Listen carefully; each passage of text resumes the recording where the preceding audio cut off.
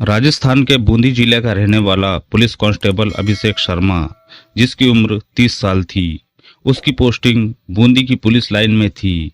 वह अचानक लापता हो गया। आखिरी बार 28 अगस्त 2019 की शाम वह अपनी बहन शीतल से ड्यूटी पर जाने का कहकर घर से निकला था। इसके बाद जब वह अगले दिन भी घर नहीं लौटा तो उसके पिता भगवती प्रसाद ने मोबाइल पर फोन भी लगाया, लेकिन वह स्विच ऑफ था। तब उन्होंने अभिषेक के साथ ही ड्यूटी करने वाले उसके दोस्त इरशाद से फोन करके अभिषेक के बारे में पूछा, तो इरशाद ने बताया कि अभिषेक तो कल ड्यूटी पर आया ही नहीं था। इस पर घर वालों को चिंता हुई।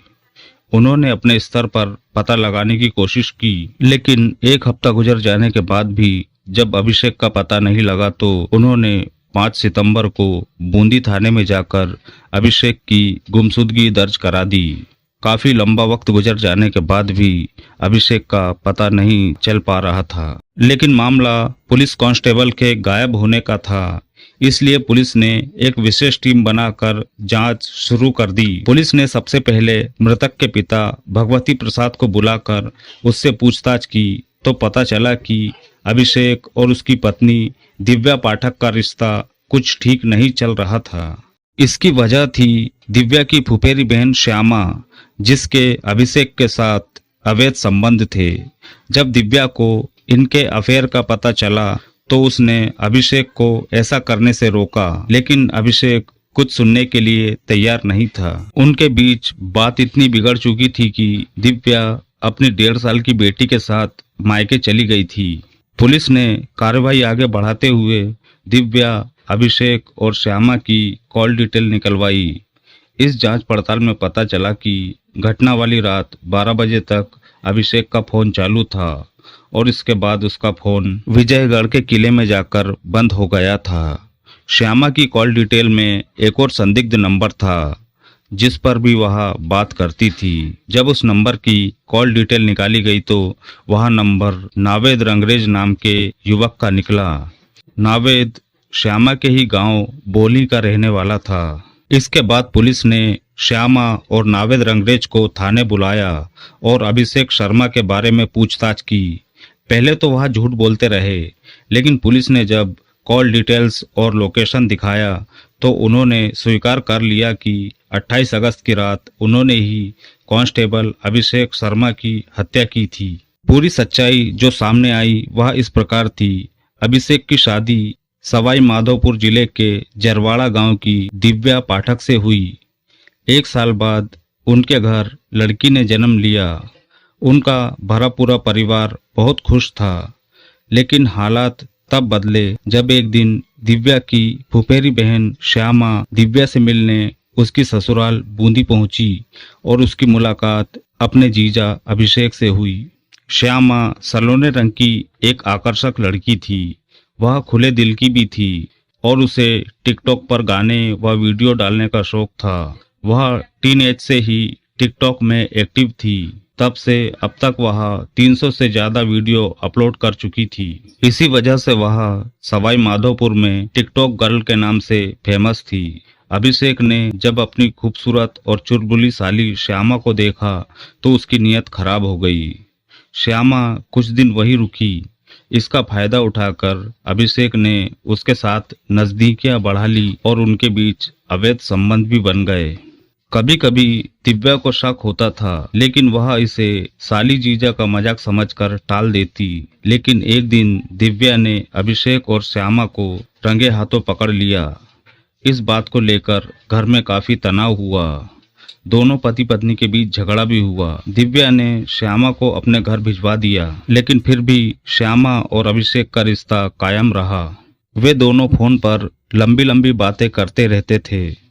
अभिषेक श्यामा से मिलने उसके गांव भी जाता, फिर कुछ दिन वहीं रुककर अपनी हवस पूरी करके आ जाता।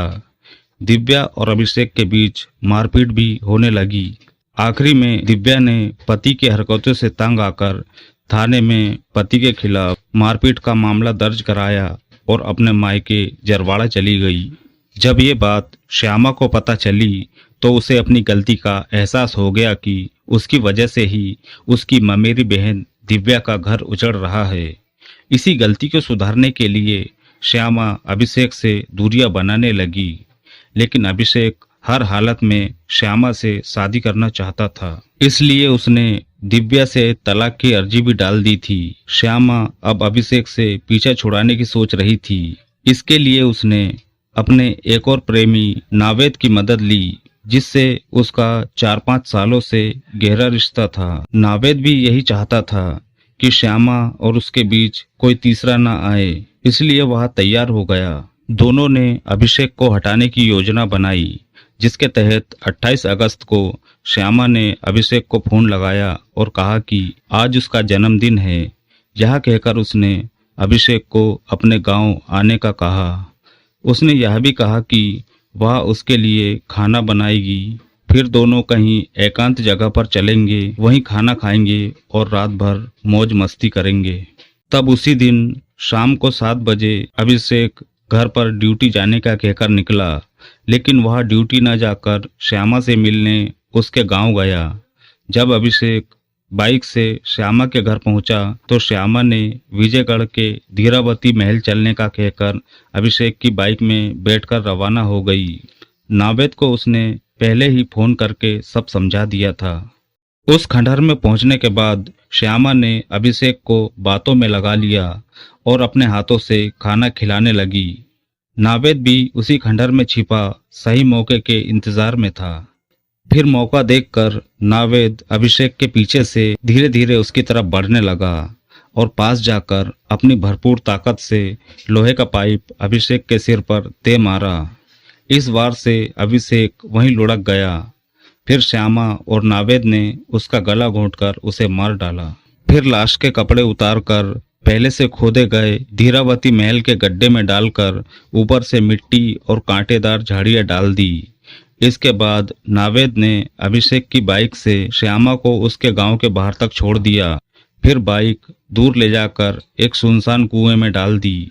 4 महीने बाद जब यह केस सुलझा तो पुलिस ने अभिषेक की बाइक, उसके कपड़े तथा कंकाल बरामद कर लिया था। श्यामा नाबालिग थी तो उसे नारी सुधार गृह भेजा गया और आरोपी नावेद को जेल भेज दिया गया था। इस तरह कहानी का अंत हुआ। इस घटना के बारे में आपकी क्या राय है, हमें ज़रूर बताएं। अंत में दोस्तों, हमारा मकसद आपका मनोरंजन करना नहीं, आपको जुर्म के प्रति जागरूक करने का है। अगर आपको हमारा यह प्रयास पसंद है तो हमें लाइक और सब्सक्राइब करें और कमेंट में अपनी अमूल्य राय ज़रूर दें।